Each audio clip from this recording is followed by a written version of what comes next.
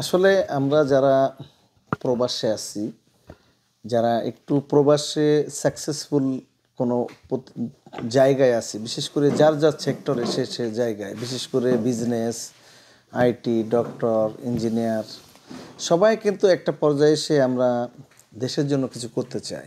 আমাদের দায়বদ্ধতা থেকে মা এবং মাটির যে শেকড়ের টানে বলতে পারেন। তো আমিও তার ব্যতিক্রম না। আমিও চাইছিলাম যে আপনারা জানেন যে আমার ব্যবসা প্রতিষ্ঠানে আমি সফল একটা নজির স্থাপন করতে সক্ষম হয়েছি। বাংলাদেশি ফুড, বাংলাদেশি শেফ হিসাবে বাংলাদেশি খাবার, কালচার সব কিছু আমি অন্যদের মাঝে, শুধুমাত্র আমাদের দেশি কাস্টমার না, অন্যদের মাঝে তুলে ধরার চেষ্টা করছি এবং একটা ভালো সাকসেস পর্যায়ে আসছি। তো আমি চেয়েছিলাম যে বাংলাদেশের যে মশলা আছে, বিশেষ করে আপনারা জানেন যে পুরো পৃথিবীতে মশলার বাজার বলতে আমরা যেটা বুঝি সেটা ইন্ডিয়ান মশলা, এবং সাবকন্টিনেন্টে ইন্ডিয়ান, পাকিস্তান বা ইরান সামথিং এরকম কিছু দেশ কিন্তু এই বাজারটা দখল করে রাখছে। তো আমাদের দেশে কিন্তু কৃষকরা অনেক কিছুই উৎপাদন করছে, যেটা দেখা যাচ্ছে আমাদের ভালো প্রসেসিং সেন্টার নাই বা উৎপাদনকারী প্রতিষ্ঠান না থাকাতে আমরা ভালো জায়গায়, বিশেষ করে ওয়েস্টার্ন মার্কেট করতে পারছি না। আমি আমেরিকাতে শেফ, একজন সার্টিফাইড শেফ। এখানকার মশলার বাজার, এখানকার মশলার ধরনটা আমি জানি। এই জন্য আমি চেয়েছিলাম যে আমাদের দেশের কিছু উৎপাদিত মশলা প্রসেসিং করে আমি আমাদের আমেরিকার মার্কেটে নিয়ে আসব। আমাদের নিজেদের চাহিদা পূরণের পাশাপাশি আমরা অন্যদের কাছে ইন্ট্রোডিউস করব। সেই লক্ষ্যে আজকে প্রায় 1.5 বছর ধরে কাজ করছি।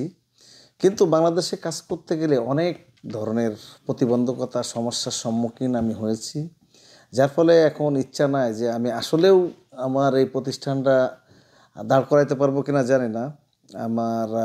আমি অত্যন্ত আশাহত এই কারণ অনেক দূর এগিয়ে এখন আমার পিছিয়ে আসার মতো।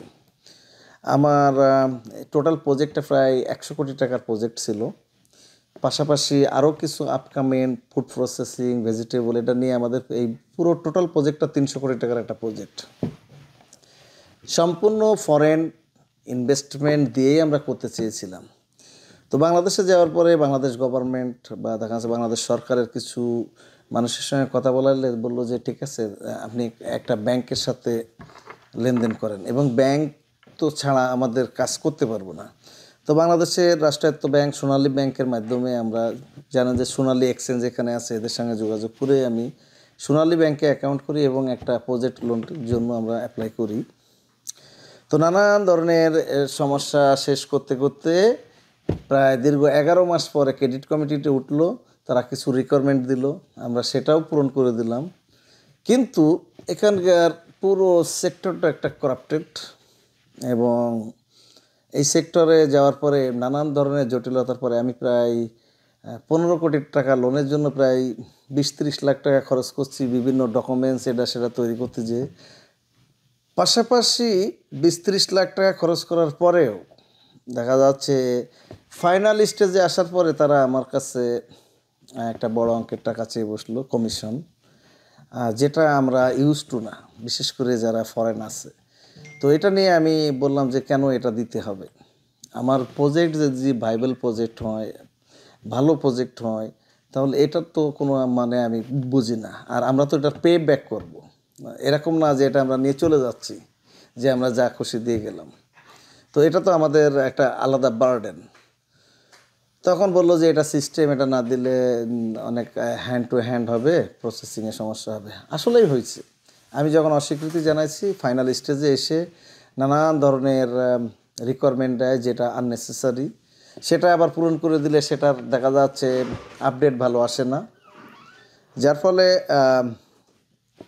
আমার লোনটা তারা প্রসেসিং করে নাই। আপনি বলছিলেন যে 15 কোটি টাকার লোনের জন্য তারা আপনাকে বলেছিল যে 115 কোটি টাকা বানিয়ে দিতে। এটা 15 কোটি টাকার জন্য যে হয়রানি পাইছি, আমারে এটা অনেক অফার আসছে যে এটারে 15 কোটি না, এটারে আপনারা 150 কোটি টাকা করে নিয়ে আসেন এবং দিস সিস্টেমে আসলে এটা আপনার 3 মাসের মধ্যে এটা ডান হবে। তো আমার যতটুকু দরকার আমি ততটুকুই তো নেব, আমার বেশি তো প্রয়োজন না। আর আমরা যারা আমেরিকাতে আছি, বিশেষ করে এই দেশের আইন, এদেশের প্রশাসনিক, এদেশের সিস্টেম আমরা জানি। আমরা এটাকে, এই আইনকে আমরা 100% ফলো করি। যার ফলে আমি দীর্ঘ প্রায় 10-12 বছর দেশে যাই না। দেশের পরিস্থিতি সম্পর্কে আমার ভালো ধারণা ছিল না, যার ফলে আমার কাছে এটা খুব আনইজি লাগছে এবং আননেসেসারি একটা লাগছে। এই জন্য আমি ওটা তাদের কথা কাজে আমি আসতে পারি নাই, যার ফলে আমার লোনটাও হয় নাই। পাশাপাশি লোনের বাদেই আমরা যে এখন কাজ করব, সেই পরিস্থিতিটাও আমরা কিন্তু আজকের 13 মাস পরে আমি আমি আমার নিজস্ব অর্থায়নেই করতে চেয়েছিলাম, বা ফরেন অর্থনয়, তো সেটা তো পারলাম না। পাশাপাশি ব্যাংকে যে আরও ওষুধ খেলাম, এখন তো আসলে মন নষ্ট হয়ে মানে যাচ্ছে। আপনি নিজের ফরেন ইনভেস্টমেন্ট করবেন, সেটাও পারেন নাই নানান জটিলতার কারণে। তারপরে নিজে ব্যাংক লোন চাইলেন, সেটাও পান নাই এই জটিলতার কারণে। বিষয় দুইভাবে কি আপনি ট্রাই করেছিলেন নাকি? জি, কারণ এখানে আপনারা জানেন যে আমরা তো যারা বিজনেস করি, আমাদের সব টাকা কিন্তু আমরা এখান থেকে, আমেরিকা থেকেও পাঠাইতে গেলেও কিছু রিকোয়ারমেন্ট আছে। আমরা আমাদের বৈধ টাকা হইলেও ইনকামের উপরে আমাদের সব ট্যাক্স দিয়ে যে টাকাটা থাকে, সেটাই বৈধ টাকা। এই টাকাটা আমরা ডাইরেক্ট কিন্তু ইনভেস্ট করার জন্য এদেশেরও কিছু মেকানিজম আছে, যার ফলে আমাদেরও জটিলতার ভিতরে থাকতে হয়। তারপরেও আমরা বাংলাদেশে কিছু করতে চাই। তো এখন যদি সুন্দর পরিবেশ হয়, তাহলে আমার এই প্রজেক্টটা আমি চালু করতে চাই। এই যে প্ল্যানের উপরেই আমরা দেখা যাচ্ছে প্রথম সোনালী ব্যাংকের লোনটা জন্য অ্যাপ্লাই করি। এটা সোনালী ব্যাংক অ্যাপ্রুভ করে। এখানে আমি দেখা যাচ্ছে ইউএসডি এর একটা টিম ঢাকা থেকে, ঢাকা এম্বাসি যারা ঢাকায় কাজ করছে কোল্ড চেইন ডেভেলপমেন্টের জন্য, তাদের সাথে যোগাযোগ করে ওয়াশিংটন ভিত্তিক একটা বড় কোম্পানি, ওরা ভিজিটে গেল এখানে, ইঞ্জিনিয়ারিং ভিজিট। যাওয়ার পরে বললো যে এই ফ্যাক্টরিটা খুবই ভাইবেল হবে এবং অনেক ভালো একটা প্রজেক্ট। তো এর আশেপাশে কিছু জমি আছে, দেখেন এই জমিগুলো বললো যে পারলে তুমি ক্রয় করে ফেলো। তো ওদের কথা মতো আমি এখানে প্রায় 6 বিঘা জমির 5 গুণ বেশি দামে আমি কিন্তু বায়না করছি, যে ভবিষ্যতে দেখা যাচ্ছে আমরা এটারে বড় করার জন্য, মানে নগদ মূল্যের আরও 5 গুণ বেশি দামে। কারণ এক সময় দেখা যাচ্ছে আমাদের যখন দরকার হবে তখন হয়তো পাবো না। এই জন্য এখানে আরও আমি 5 বিঘা জমির বায়না করার পরে এই লেআউট প্ল্যানটা হলো ইউএসডি এর কোল্ড চেইন ডেভেলপমেন্টের তারা কিন্তু করে দিয়েছে। কি হবে এটা? স্পাইসি ফ্যাক্টরি, এটা হলো মাল্টিপারপাস কোল্ড স্টোর, একটা হলো 1000 metric tonne, 1000 metric tonne, 16,000 metric tonne, এটা হলো 1600 মেট্রিক টন, 1000 মেট্রিক টন, একটা, এটা 6টা কোল্ড স্টোর হবে এরা বড়, যেখানে ফুডগুলো প্রসেসিং।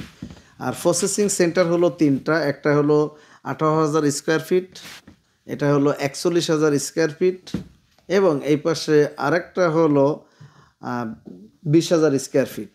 এর ভিতর দিয়ে রাস্তা, ডগিং সব কিছু কমপ্লিট করে আমরা এই প্রজেক্টটা দাঁড় করানোর জন্য আমরা কাজ করছি। এমন তো অবস্থায় দেখা যাচ্ছে ব্যাংকের আমরা দেখা যাচ্ছে তাদের কথা মতো মানে কাজ না করাতে আমাদের লোনটা পোস্টপন্ড করছে, এবং তারা দেখা যাচ্ছে অসম্মতি জানানোর ফলে এর ভিতরে আমাদের বাংলাদেশের এই দুরবস্থা। তো সব মিলে এখন আমি কিন্তু এই প্রজেক্ট নিয়ে একটা দুশ্চিন্তার ভিতরে পড়ে গেছি। এখন পর্যন্ত এই প্রজেক্টে আপনি কত টাকা খরচ করেছেন? এই প্রজেক্টটা করার জন্য প্রায় আমাদের বাংলাদেশি টাকা 5 কোটি টাকা এখন অলরেডি ইনভেস্ট হয়ে গেছে এখানে। এবং এই প্রজেক্টের বাস্তবায়নের লক্ষ্যে আমি কিন্তু আমার গ্রামের বাড়িতে, পুরাতন বাড়ি থাকতেও আমি নতুন করে আরও একটা বাড়ি করতেছি, যেটার ইনভেস্ট আরও 3 কোটি টাকা, সেটাও প্রায় ডান। সেই বাড়িটাও আমি দেখাবো আপনাদের মাধ্যমে, কারণ বিদেশি অনেক বায়ার, ইনভেস্টার সেখানে কিন্তু যাবে, যার ফলে আমার কিন্তু দেখা যাচ্ছে তাদেরকে থাকার জায়গাও দিতে হবে, প্রায় রিসোর্টের মতো। এই যে বাড়িটা, আমার বাড়িটাও প্রায় কমপ্লিট। এই বাড়িটা কিন্তু আমি আমার গ্রামের বাড়িতে নতুন করে করছি, যেখানে প্রায় 16টা রুম থাকবে, 9টা বাথরুম, মানে পুরো সুন্দরভাবে এই বাড়িটা কিন্তু আমার গ্রামের বাড়িতে আমি করছি, যে প্রজেক্টের পাশাপাশি আমি বাংলাদেশে একটা কালিনারি ইনস্টিটিউশন, সেটাও কিন্তু ঢাকাতে আমাদের 3000 স্কোয়ার ফিটের জায়গায় আমি একটা স্কুল প্লাস আমাদের এই খলিল ফুডের একটা অফিসও করেছি। সেখানেও আমাদের ইন্টেরিয়ার বা অন্যান্য দিয়ে আমাদের প্রায় 2 কোটি টাকা খরচ হয়ে গেছে। এবং বর্তমানে এখানে আমাদের এই টোটাল প্রজেক্ট দেখাশোনা সব মিলে 25 জন কাজ করে। আজকের এই 2.5 বছর যাবৎ আমি এখান থেকে টাকা দিয়ে তাদেরকে আমি বেতন দিয়ে কিন্তু এদের চালাচ্ছি। কারণ আপনারা জানেন যে একটা পরিকল্পনা বাস্তবায়নের জন্য কিন্তু পিছনে অনেকগুলো পরিকল্পনা নিতে হয়, সবগুলো আপনার নেওয়া। এমনিতে স্বপ্নটা কি ছিল? আপনি ফ্র্যাঞ্চাইজ করবেন 50টা স্টেট, এটা আমাদের স্বপ্ন না, এটা বাস্তব। আমাদের অলরেডি ফ্রাঞ্চাইজের অনুমোদন হয়ে গেছে 50টা স্টেটের জন্য। খলিল বিরিয়ানি একটা বাংলাদেশি কোম্পানি, বাংলাদেশি ফুড নিয়েই কিন্তু আমরা কাজ করছি। নিউ ইয়র্ক সিটি এবং স্টেটে আমরা লিস্টেড ভেন্ডার অথেন্টিক বাংলাদেশি ফুডের। আপনারা জানেন যে এবার ইউএনও যে অধিবেশন হচ্ছে, প্রতিবার ইউএনওতে কিন্তু আমাদের বিভিন্ন এম্বাসির মাধ্যমে আমাদের খাবারটা যায়। পাশাপাশি এখানে স্কুল, কলেজ, ইউনিভার্সিটি প্রত্যেকটা জায়গায় আমাদের ফুড যায়। তো বাংলাদেশ মিশন থেকে শুরু করে বাংলাদেশ কনসাল্ট, এখানেও খাবার যায়। এখানে মূলধারার মেয়রের অফিস থেকে শুরু করে আমাদের খাবার আলবেনিতেও যায়। তো আলহামদুলিল্লাহ, এটা আমাদের জন্য প্রাউড। তো যেহেতু আমাদের ফ্রাঞ্চাইজটাকে ডেভেলপমেন্ট করার জন্য আমাদের যেটা দরকার সেটা হলো মশলা এবং রাইস, বিশেষ করে বিরিয়ানি। আমাদের কোম্পানির নামই হলো বিরিয়ানি হাউস। তো বিরিয়ানির জন্য রাইসের কিন্তু একটা বিষয় আছে। তো আমরা চাইছিলাম বাংলাদেশ থেকে কালো জিরা রাইস আমরা প্রসেসিং করে নিয়ে আসবো, বা কোনো ভালো যারা আছে, বিশেষ করে রাইস উৎপাদনকারী প্রতিষ্ঠান আছে, তাদের মাধ্যমে আমরা নিয়ে আসব। আমরা অ্যাপ্লাই করছি গত আমাদের নিজস্ব জন্যই 2000 মেট্রিক টনের অ্যাপ্লাই আমাদের অলরেডি করা আছে। আজ দেয় কাল দেয় ছাড় করতে করতে আজকে প্রায় 9 মাস ধরে ওয়েটিং আছি, কিন্তু বাংলাদেশ থেকে রাইস বন্ধ। আমাদের এই রাইসটার যোগান দিচ্ছে ইন্ডিয়া। পাশাপাশি মশলাও কিন্তু আমরা ইন্ডিয়ান মশলার উপর ডিপেন্ডেন্ট। বাংলাদেশ থেকে আমরা প্রসেসিং করে নিয়ে আসতে পারলে দেশি যে দেশি কৃষক প্লাস হলো দেশি যে মশলার যে বিদেশে একটা রপ্তানি হতো, সেটা কিন্তু আমরা চেষ্টা করছিলাম। তো আমার ইচ্ছা হলো আমার ফ্রাঞ্চাইজ কোম্পানিতে দেশি মশলা এবং দেশি রাইস দিয়ে আমরা চালু করব। পাশাপাশি যেগুলো আমাদের প্রয়োজন, নিত্য প্রয়োজনীয় জিনিস যদি আমরা বাংলাদেশ থেকে আনতে পারি তাহলে আমাদের জন্য ভালো হবে। যারা প্রসেসিং করবে তাদেরও কর্মসংস্থান হবে, পাশাপাশি একটা দেশীয় কোম্পানিতে রূপান্তর হবে এবং অন্যদের মাঝে এটা তুলে ধরা। বিশেষ করে আমরা আমাদের যখন ভালো করব তখন কিন্তু অন্য মার্কেটেও আমরা এটা ছড়াই দিতে পারবো। এটাই ছিল আমার মূল উদ্দেশ্য।